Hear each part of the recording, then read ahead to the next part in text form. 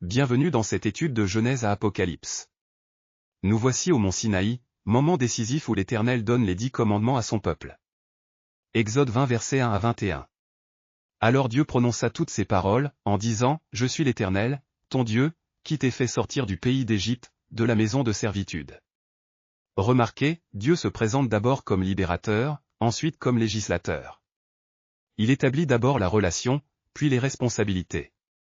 Les 10 commandements ne sont pas des règles arbitraires, mais l'expression du caractère saint de Dieu et le fondement de toute société juste.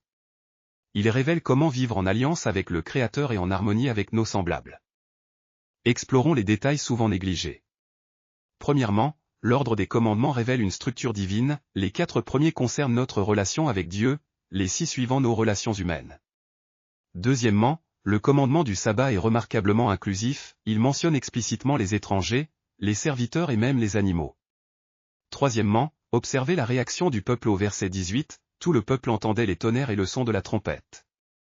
Ils demandent que Moïse soit leur intermédiaire car ils craignent la présence directe de Dieu. Quatrièmement, ces commandements sont révolutionnaires pour l'époque, aucune autre nation ne connaissait une éthique aussi élevée. Les 10 commandements marquent des transitions théologiques majeures. D'abord, le passage de l'anarchie spirituelle à l'ordre moral divin. Dieu établit des absolus moraux, non pas des suggestions, mais des fondements éternels. Ensuite, la transformation de l'esclavage physique vers la liberté avec responsabilité. Je t'ai fait sortir d'Égypte précède tu n'auras pas d'autre Dieu. La grâce précède toujours la loi. Troisièmement, le passage de la révélation générale à la révélation spécifique. Dieu ne laisse plus l'humanité deviner sa volonté, il la déclare clairement.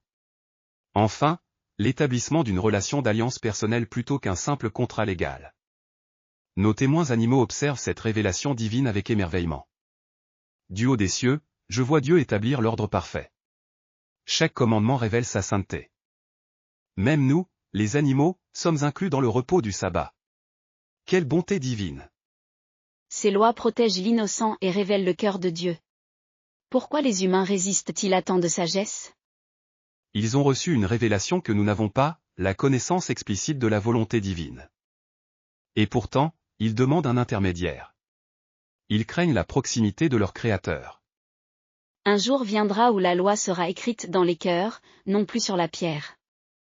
Les 10 commandements résonnent à travers toute l'Écriture. Jésus les résume en Matthieu 22, 37-39, « Aimez Dieu de tout son cœur et son prochain comme soi-même. » Paul explique en Romains 3h20 que par la loi vient la connaissance du péché, elle révèle notre besoin de grâce.